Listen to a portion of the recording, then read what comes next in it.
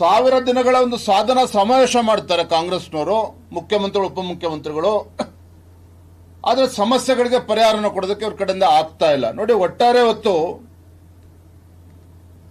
ಇವರ ಬೇಜವಾಬ್ದಾರಿತನದಿಂದ, ಕಾಂಗ್ರೆಸ್ ಸರ್ಕಾರದ ಬೇಜವಾಬ್ದಾರಿ ವರ್ತನೆಯಿಂದ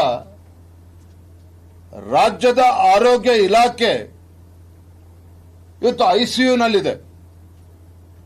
ರಾಜ್ಯದ ಆರೋಗ್ಯ ಇಲಾಖೆಯೇ ಇವತ್ತು ಐಸಿಯುನಲ್ಲಿದೆ. ಔಷಧಿ ಕೊರತೆ ಇವತ್ತು ಕಾಡ್ತಾ ಇದೆ.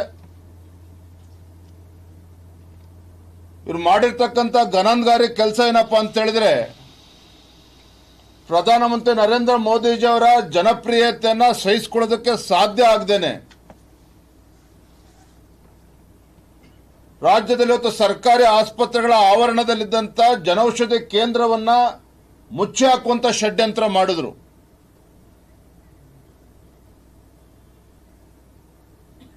ಇವತ್ತು ಪರಿಸ್ಥಿತಿ ಎಲ್ಲಿಗೆ ಬಂದಿದೆ ಅಂತ ಹೇಳಿದ್ರೆ, ಸರ್ಕಾರಿ ಆಸ್ಪತ್ರೆಗಳಲ್ಲಿ, ಸರ್ಕಾರಿ ಮೆಡಿಕಲ್ ಕಾಲೇಜುಗಳಿಗೆ ಅತಿ ಹೆಚ್ಚು ಸಂಖ್ಯೆಯಲ್ಲಿ ಏನು ಬಡವರು ಹೋಗ್ತಾರೋ ಅಲ್ಲಿ ಔಷಧಿಗಳು ಕೂಡ ಸಿಗದೇನೆ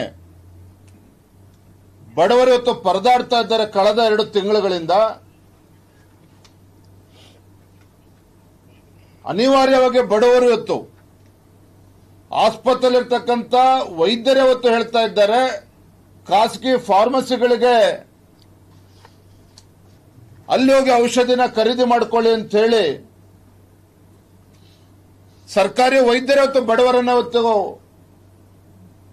ಬಡವರಿಗೆ ಇವತ್ತು ದುಬಾರಿ ಔಷಧಿಗಳನ್ನ ಖಾಸಗಿ ಫಾರ್ಮಸಿಗಳಲ್ಲಿ ತಗೊಳ್ಳೋದಕ್ಕೆ ಅವರೇ ಬರ್ಕೊಡ್ತಾ ಇದ್ದಾರೆ. ಇವತ್ತು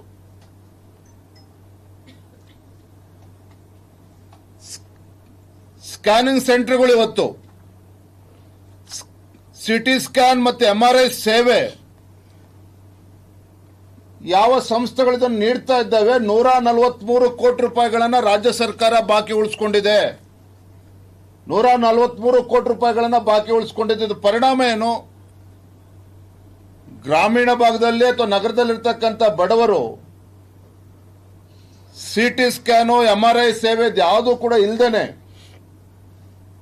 ಪರದಾಡ್ತಕ್ಕಂಥ ಪರಿಸ್ಥಿತಿ ಇವತ್ತು ನಿರ್ಮಾಣ ಆಗಿದೆ. ಗರ್ಭಿಣಿ ಸ್ತ್ರೀಯರಿಗೂ ಅನಾನುಕೂಲ ಆಗ್ತದೆ, ತೊಂದರೆ ಆಗ್ತಾ ಇದೆ. ಮತ್ತೊಂದು ಕಡೆ ವೈದ್ಯರು